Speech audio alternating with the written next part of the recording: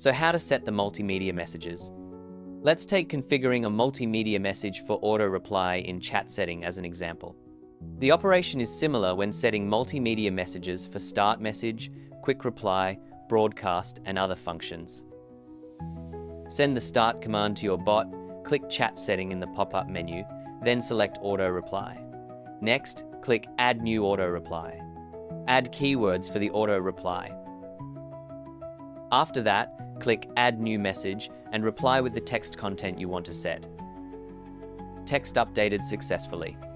In normal mode, you can configure not only text, media for this message, but also buttons. Media can be images, videos, files, but the total number of configurable media is limited to 1.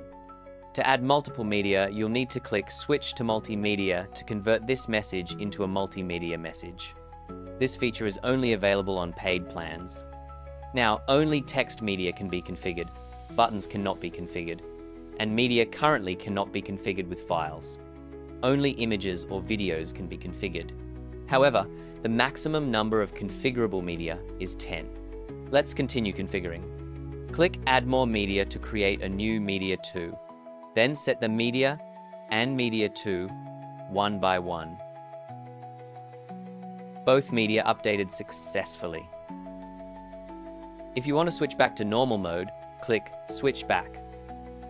The Use Module button can help you directly use pre-configured multimedia messages, but you need to set them up in the Modules section of the Start menu first. We'll skip this for now. Finally, click Preview this message to check your multimedia message. Let's see how it works. When a contact sends a message containing the keywords to your bot, the bot will automatically reply with the multimedia message you just configured.